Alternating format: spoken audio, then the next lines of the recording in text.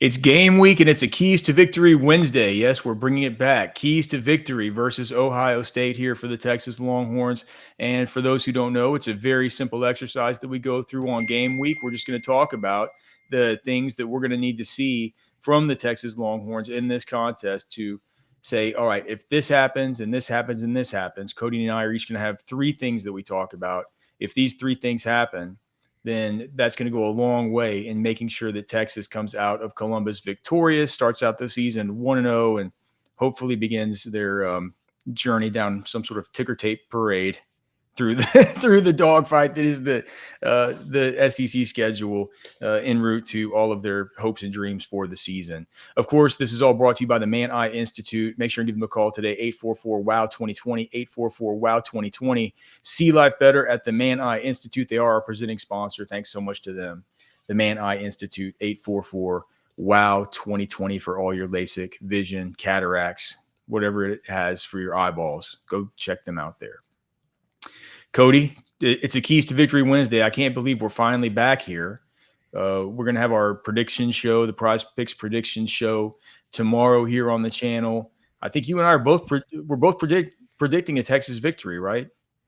I'm predicting a 10-point Texas victory, confidently. Okay, a little bit more of a coward. I'm going with a 3-point victory. I think the Texas certainly has a 10-point victory in them. I also think that Ohio State's got a 3-point or a 10-point victory in them. This is a clash of titans, dude. And these are very different teams. We have Texas losing 12 players from last year's team to the NFL draft. Ohio State losing 14 from last year's team to the NFL draft. Now, Texas, really, if we consider the fact that Isaiah Bond, after his career at Texas, got into the off-field stuff, that was an NFL loss because we do know that the Cleveland Browns, after he was not dismissed, but after I guess his charges were, after the prosecutors decided that they were not going to move forward with his case, and he was free to sign with the team, the Cleveland Browns did sign him to a guaranteed contract that basically paid an amount that was right in between what the last pick of the second round would have made and what the first pick of the third round would have made. And so it goes to show you probably about where NFL teams had him. So it's really basically they losing 14 guys versus losing 13 guys. Both teams have new, relatively inexperienced quarterbacks. And, at these schools, you just know that it's Ohio State and it's Texas. That the expectation is there are players waiting in the wings that fans are excited to see, and a lot of these guys will be seeing, maybe not for the first time, but just in extended action for the first time. The same thing goes for Ohio State, and what's good for the goose is good for the gander. So if you're a Texas fan saying, hey, these guys that we have coming up are really, really good, like they're going to be underestimating them on the Ohio State side. Well, you got to understand that Ohio State fans are saying the same thing about these guys that they've been in love with since they were recruits coming out of high school. They're going to get their first shot too. So it's really hard to gauge how this thing is going to go, but there are some things that we think need to happen in order for Texas to come out of this thing victorious. So Cody, let's start with your first key to victory. So my first key to victory has to start with the receiving game for Ohio State. And the lazy way, I think, would be just to say, if you can contain Jeremiah Smith, you're going to be fine, right? But Texas did lose a game just a few months ago containing Jeremiah Smith to the nth degree, better than anybody did last year. And Carnell Tate had 7 for 87 in that exact game, helping Will Howard, have a better game than maybe it seemed like. Right? He had 214 yards if you take away that Travion Henderson 75-yard screen. So he had 289 passing yards against Texas in that last game. I think if you can contain Jeremiah Smith to a decent degree, right? His number right now on Prize Picks is 81.5 receiving yards. Carnell Tate's is 53.5. So you combine that together, it's about 134, 135, which if that number's crested by both of those guys combined, I don't think you're going to be sitting in a beautiful spot come Saturday afternoon. So I think containing those guys to a certain degree is big, but the outlier kind of feels like Max Clare, the transfer tight end, who was the number one tight end in the transfer class this last cycle. If he can come in and your attention is on these receivers, which I think just naturally, obviously it takes a lot of the schematic stuff, but with the talent on the back end, I don't think it's going to be the toughest of, it might sound bad, but it's not going to be the toughest of calls to contain and have a game plan for Carnell Tate and Jeremiah Smith, because those defensive backs, the nickels and the outside corners and the safeties are used to playing against these receivers. But when you add in that third target, and Brandon Innes is there as well as a receiver, but a third target that plays in a different role. So you have a guy like Carnell Tate that can play in the slot. Jeremiah Smith is your big X. And then you have the tight end coming down the middle. If you can contain all three of these guys, that's going to be, to me, like the biggest thing. If one of these guys can get off and has an 80, 90, 100-yard game, I think that's the point where you're a little bit scared. So containing these three guys is a key to victory, and keeping, I guess, the combination of the three south of 150 yards would be big. I think Ohio State, is it Brandon Innes who's their other guy too? Yep. Is it Brandon Innes? So I think all of them, and I'll go along with that and say, like, I think that's a key to victory. I think that also that what Texas fans can't be reminded of whenever they watch this football game and they're examining what's happening with the secondary. I know that Manny Muhammad is a player who everybody loves, and the staff feels like he's made great improvements and all the rest. But much to the chagrin of David Keith Williams, who we know is going to be watching this thing, who we can't. One key to victory is just going to say you can't have it be like last year at times when we saw guys running by Manny Muhammad. He can't let somebody get behind him. I think that they're going to need to have speed on the back end to make sure that they are not going to be able to, if he gets in his trail technique and they get separation on him, I think that he's going to need, the safety help over the top. I think that thing just needs to be really buttoned up, and we don't want to see any of those ghosts from just not all the time, but just from certain times in the recent past of 2024 with Manny Muhammad. As far as my first key to victory, I think that my first key to victory is a very simple one, and that is that the Texas offensive line is the Texas offensive line that the staff would like you to believe that it is, based on what they've told us, based on a lack of it's almost just like we can't be sitting here with a false sense of security about the offensive line just because the staff has not acted like it's been anything that's been a worry for them. The fact of the matter is that they did lose 4 guys. Now, Jake Majors, sadly today, or just yesterday, was waived by the Tampa Bay Buccaneers. So you can say that they lost 3 to the NFL. I'm pretty sure that Majors is going to I think he cleared waivers, right? Did the Bucs sign him to the practice squad? Have you seen that yet? I haven't seen that come through yet. Okay. But you do lose, you do lose, three guys that were drafted. One other guy that's been in the camp this whole time. And, we haven't seen much of really anything from Brandon Baker yet. We haven't seen much of anything from Nato Yamuzulo yet. We've seen a lot of Cole Hudson, and the fact of the matter is he needs to improve. And we've been told, basically, it's been implied to us that they've been improved because we haven't heard anything about this being any sort of worry. In fact, during spring football, what was told to us through the staff's actions and what we'd heard from behind the scenes was that, dude, you guys are so worried about the offensive line.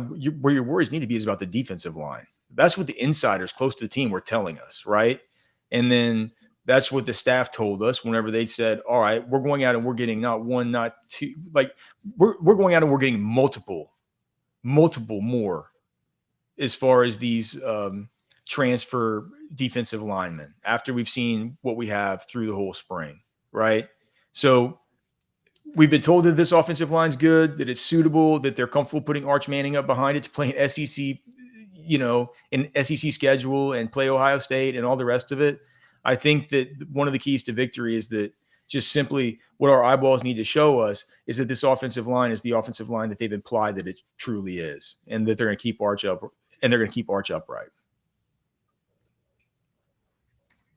I mean, protecting and keeping Arch upright is maybe the biggest key of all, right? Because if Arch is on his back and Arch isn't able to be Arch Manning and utilize his legs and utilize that arm and push the ball down the field, then I think we're going to be in for a long, long Saturday afternoon.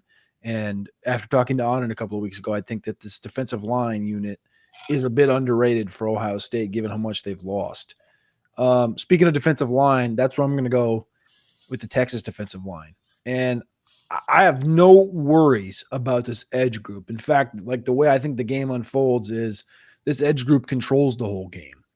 But a key to victory would be kind of like we talked about yesterday with Cole Brevard, goes along with Hero Canoe, the former Ohio State Buckeye, Travis Shaw, who we've seen, we've seen some training footage of him doing his own stuff off the side of practice. Murad Watson, Alex January, get like this rotation. If this rotation is dialed, and I think it will be, and it can cause pressure and havoc in Julian Sain's face, that'll be big.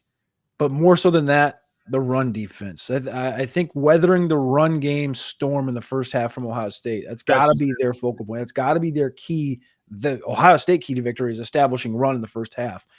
And for the opposite reason, I would say a key to victory for Texas is being able to weather that storm in the first half. The ball coming down your throat from James Peoples, from CJ Donaldson, from the electric freshman, Bo Jackson. Like that is the key to victory. Can Travis Shaw, Cole Brevard, Canoe, Watson, January cohesively play together in a game format against a veteran interior offensive line that's, has the upper hand at this current stage? That's my biggest question, because if you start getting gashed, it kind of neutralizes and neuters your pass rush ability. It doesn't allow you to get to third and long. It doesn't allow you to get to 3rd and 6, 7, 8, 9, 10, so you can pass rush and take advantage of having Colin Simmons and Trey Moore and Burke and Hill coming off the edge. So I would say the interior defensive line for Texas. Well, I mean, so that's obviously one of mine. So that we'll both share that one as the number 2.